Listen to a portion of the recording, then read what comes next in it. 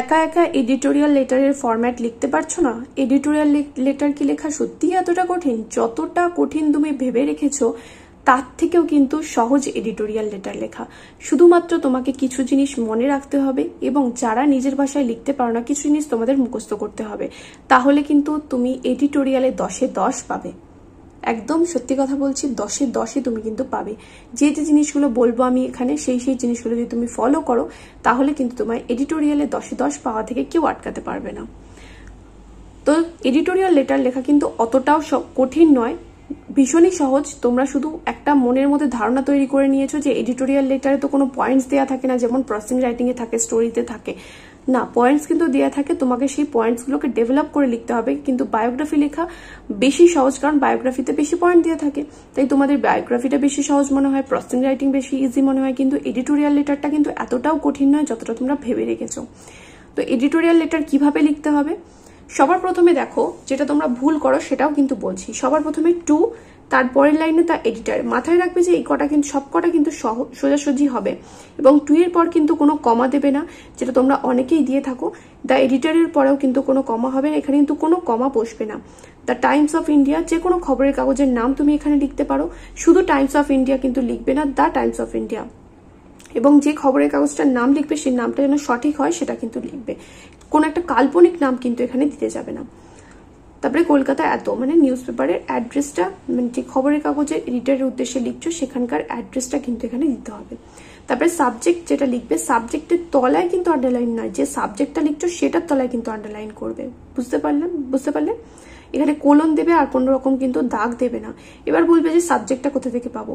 উপরে তোমাদের যে হেডিং থাকবে তার মধ্যেই কিন্তু লেখা থাকবে যে সাবজেক্টটা কি হবে, সেটাই কিন্তু তোমাকে এখানে বুঝে বসাতে হবে। যদি তুমি পরপর এডিটোরিয়াল লেটার কয়েকটা করতে থাকো দেখবে যে তোমার ধারণাটা চলে আসবে যে কি হতে পারে সাবজেক্টটা। এবার স্যার বলে স্টার্ট করবে। থ্রু দ্য কলামস, এটা কিন্তু দো নয়, থ্রু মানে মাধ্যমে। Through the columns of your widely circulated daily, I would like to draw the attention of the government to the fact of.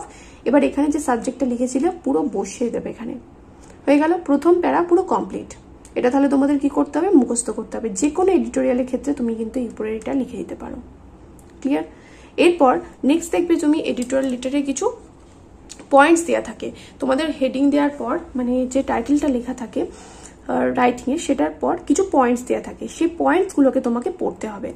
পয়েন্টসগুলো পড়ার পর বুঝবে যে পরপর কি কি জিনিস এখানে লিখতে বলেছে। সেই বিষয়বস্তুগুলো নিজের ভাষায় ছোট ছোট সেন্টেন্স ব্যবহার করে, ছোট ছোট সেন্টেন্স দিয়ে কিন্তু এখানে বডিতে লিখতে হবে।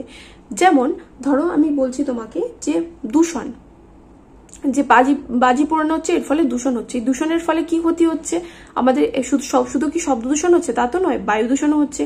এবং যারা পেশেন্টসরা রয়েছে, যাদের অ্যাস্থমার প্রবলেম বা যাদের শ্বাস নিতে কষ্ট হয়, বা যারা ধরো হৃদরোগী, তারা যেহেতু জোরে জোরে বাজিটা পাচ্ছে, তাদের হৃৎপিণ্ডের সমস্যা হচ্ছে কোনো রকম, তারা ভয় পেয়ে যাচ্ছে, তো তারা অসুস্থ হয়ে পড়ছে। এগুলো তুমি এখানে লিখতে পারো। এই বডির মধ্যে তুমি লিখলে নিজের ভাষায় ছোট ছোট সেন্টেন্স করে লিখবে। খুব বড় সেন্টেন্স কিন্তু বানানোর দরকার নেই, একদম ছোট ছোট সেন্টেন্স করে কিন্তু লিখবে। বোঝাতে পারলাম?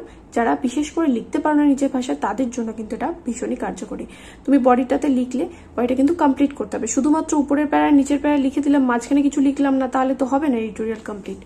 এবার বডিটা নিজের ভাষায় লেখার পর এটা লিখবে I therefore request you to publish this serious issue in your newspaper so that the authorities may no longer remain a passive onlooker but try earnest to solve the problem. আমি অতএব আপনাকে অনুরোধ করছি যে আপনি এই সমস্যাগুলো আপনার খবরের কাগজে, এই সমস্যাটা আপনার খবরের কাগজে তুলে ধরুন, যাতে কর্তৃপক্ষ আর কেবলমাত্র দর্শক হয়ে, নিষ্ক্রিয় দর্শক হয়ে বসে না থেকে সমস্যাটা সমাধান করার চেষ্টা করে। এটা তুমি প্রত্যেকটা এডিটোরিয়ালের ক্ষেত্রে কিন্তু দিতে পারো। তারপরে থ্যাঙ্কিং ইউ বলে, এটা তো প্রত্যেকটার ক্ষেত্রেই সেম। ইয়োর্স ফেইথফুলি বা ইয়োর্স সিনসিয়ারলি যে কোনো একটা লিখতে পারো। বলে এখানে তোমার পুরো নাম লিখবে, সারনেম সহ পুরো নাম লিখবে। তারপরে এইদিকে তোমার অ্যাড্রেস দেবে, অর্থাৎ তুমি কোথা থেকে লিখছো সেই প্লেসটা এখানে লিখবে এবং ডেটটা দেবে। ক্লিয়ার? তাহলে এডিটোরিয়াল লেটার লেখা কি অতটা কঠিন যতটা তোমরা ভেবে রেখেছো? না তো? তাহলে এক্ষুনি গিয়ে কিন্তু এডিটোরিয়াল লেটারটা তৈরি করে নাও। এবং কোন কোন এডিটোরিয়াল লেটার পড়বে সেই সংক্রান্ত ভিডিও কিন্তু আমি দিয়েছি।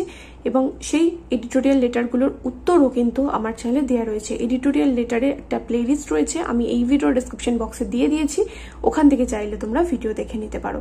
অবশ্যই করে কিন্তু চেক করে নিও। এই বছর কিন্তু এডিটোরিয়াল লেটার ভীষণ ভীষণ ভীষণ ইম্পর্টেন্ট। ধরে নাও যে তোমাদের পরীক্ষায় আসছে এডিটোরিয়াল লেটার, তাই যারা ভয় পাচ্ছ এডিটোরিয়াল লিখতে, এখনো কিন্তু বহুত সময় আছে হাতে। এখন থেকে কিন্তু যে কটা এডিটোরিয়াল আমি দিয়েছি 8টা না 9টা, সেগুলো কিন্তু তৈরি করে নাও। ওর মধ্যে যদি তুমি ওগুলো পড়ে যাও, দেখবে যে ওর মধ্যে থেকে কিন্তু তোমরা লিখতে পারছো। যদি এগুলো পড়ে যাও, তাহলে যদি ওর বাইরেও আসে, আমি ধরো বাই চান্স বললাম যে তোর বাইরে আসলো, তাহলে তোমরা ওর বাইরে থেকেও এডিটোরিয়াল কিন্তু করতে পারবে। কোনো আর ভয় কিন্তু তোমাদের মনে থাকবে না। ক্লিয়ার হলো? দেখা হবে নেক্সট ভিডিওতে। Till then by.